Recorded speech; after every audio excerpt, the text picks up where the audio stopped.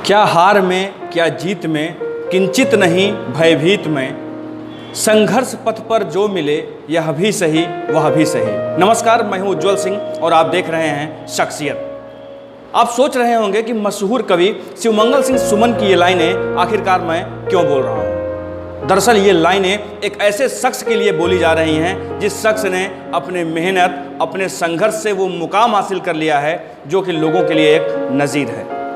आज हम बात कर रहे हैं मध्य प्रदेश के भिंड के रहने वाले 2013 बैच के आईएएस निरीश राजपूत की। निरीश राजपूत का जो संघर्ष है, जो उन्होंने स्ट्रगल करके ये मुकाम हासिल किया है, उसे सुनने के बाद ज़रूर प्रतियोगी परीक्षा के छात्रों को या ऐसे छात्र जो किसी अभाव में असुविधा में अपनी पढ़ाई नहीं जारी रख पाते हैं, हार मान लेते हैं, उनके लिए एक नज़ीर है। अपने भाग्य और भविष्य को बदलने की चाह में आईएएस निरीश राजपूत ने जो संघर्ष किए, जो उन्होंने अपना मुकाम पाने के लिए जिन असफलताओं के बाद वो सफलता पाए, वो निश्चित ही लोगों के लिए एक प्रेरणा स्रोत है। हम आज बात कर रहे हैं 2013 बैच के आईएएस अफसर निरीश राजपूत की।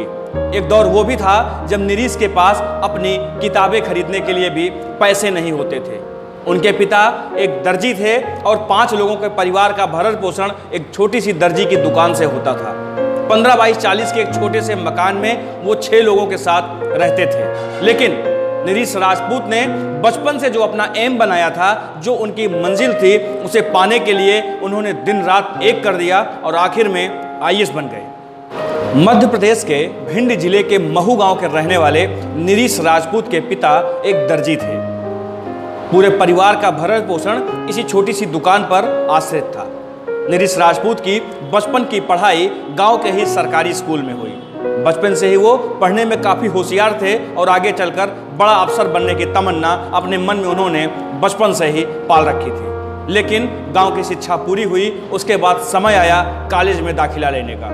निरीश राजपूत के पास उस समय कॉलेज में दाखिला लेने के भी पैसे नहीं थे। स्कूल की फीस भरने से लेकर किताबें खरीदने का कोई भी इंतजाम नहीं था। निरीश राजपूत ने कॉलेज में दाखिले के लिए एक तरकीब निकाली। उन्होंने दाखिले से कुछ महीने पहले ही अखबार बांटना शुरू कर दिया। अखबार बांटकर उन्होंने कुछ पैसे इकट्ठा किए और ग्वालियर के सरकारी कॉलेज में बीएससी में दाखिला ले लिया।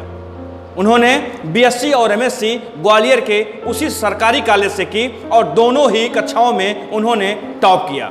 अखबार बेचकर पैसा इकट्ठा करके पढ़ाई जारी रखने वाले निरीश राजपूत कहीं न कहीं लोगों के लिए एक मिसाल जरूर हैं। उन्होंने एमएससी की डिग्री पूरी करने के बाद यूपीएससी की तैयारी शुरू कर दी। लेकिन समस्या थी पैसों की।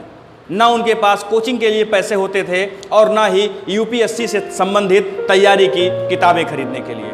इसी बीच एक ऐसी घटना हुई जो उनकी ज़िंदगी में खुशियां लेकर आई। निरीश राजपूत के एक दोस्त ने उत्तराखंड में यूपीएससी की तैयारी कराने वाली एक कोचिंग खोली। निरीश राजपूत काफ़ी मेधावी छात्र थे। इसको लेकर के उनके दोस्त ने निरीश से बात किया और कहा कि वो अगर उसकी कोचिंग में पढ़ाते हैं तो वो निरीश को यूपीएससी की तैयारी करने संबंधित मटेरियल निःशुल्क उपलब्ध कराएगा। निरीश राजपूत ने उसकी शर्त मान ली और उसकी कोचिंग में जमकर मेहनत करने लगे। 2 सालों में ही निरीश राजपूत की जीतोड़ मेहनत की बदौलत वो कोचिंग पूरे उत्तराखंड में मशहूर हो गई और लाखों रुपए कमाने लगी। लेकिन वही हुआ जिसका डर था।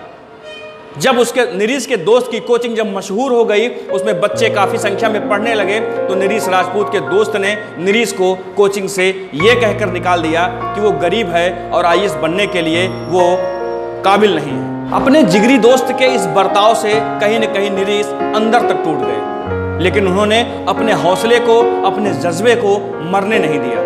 निरीश राजपूत यूपीएससी की तैयारी करने की गरज से दिल्ली चले गए। दिल्ली जाने पर उन्होंने देखा कि वहाँ बहुत से ऐसे बच्चे हैं जिनके पास पढ़ाई के लिए पैसे नहीं हैं, लेकिन वो यूपीएससी की तैयारी करने के लिए एड़ी चोटी का जोर लगाए हुए हैं।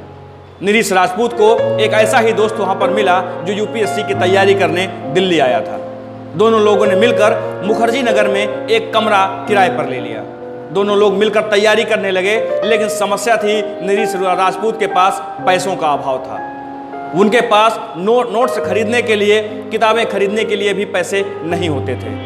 उनके साथ रहने वाला दोस्त आर्थिक रूप से मजबूत था और वो कमरे का किराया से लेकर के किताबें भी खरीद लेता था।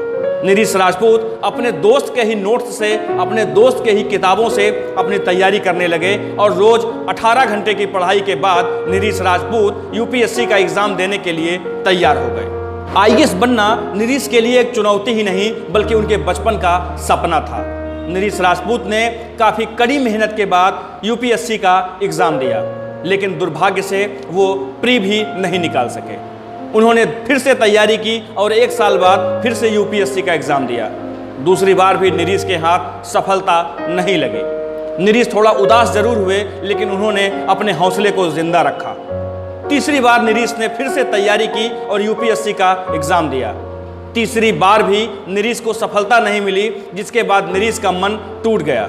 लेकिन लोगों ने उन्हें हौसला दिया, उनके दोस्तों ने उनका हौसला अफजाई किया कि वो ऐसा कर सकते हैं। नरेश का भी मन था कि वो बचपन का सपना और अपने माँ बाप की परिस्थितियाँ, जो उनकी आर्थिक स्थिति थी, जो गरीबी थी, उसको दूर करने का जो जज्बा उनके मन में था, वो जज्बा उन्हें अंदर से हौसला दे रहा था। नरेश चौथी बार यूपीएससी की परीक्षा में बैठे। नरेश जान रहे थे कि उनका लास्ट अटेम्प्ट है, इसके बाद उनके पास यूपीएससी की परीक्षा देने का कोई मौका नहीं है। लेकिन वही हुआ जो नरेश और उनके दोस्त चाहते थे। नरेश इस बार यूपीएससी की परीक्षा में सिलेक्ट हो गए थे और उन्हें 370वीं रैंक मिली थी। नरेश अब आईएएस बन चुके थे। कभी अखबार बांटने वाले और रोज 100 रुपए से भी कम कमाने वाले दर्जी के बेटे ने जब आईएएस की परीक्षा पास की तो पूरे मध्य प्रदेश में उसे देखने वालों का, उसकी कहानियां सुनने वालों का तांता लग गया। नरेश राजपूत जब आईएएस की परीक्षा में सफल हुए तो पूरे जिले ने, पूरे भिंड ने उनका स्वागत किया। नरेश राजपूत अब आईएएस अफसर हैं और उन्होंने अपने सपनों को, अपनी सपनों की उड़ान को अपने हौसले से पाया और वो साबित कर दिया कि सफलता किसी सुविधा की मोहताज नहीं होती है। शख्सियत में आज आपने देखा आईएएस अधिकारी नरेश राजपूत के संघर्ष और सफलता की कहानी। अगले भाग में हम फिर मिलेंगे किसी नई शख्सियत के साथ, किसी नए संघर्षशील व्यक्ति के साथ और किसी नए संघर्ष के साथ। तब तक के लिए दीजिए हमें इजाजत। नमस्कार।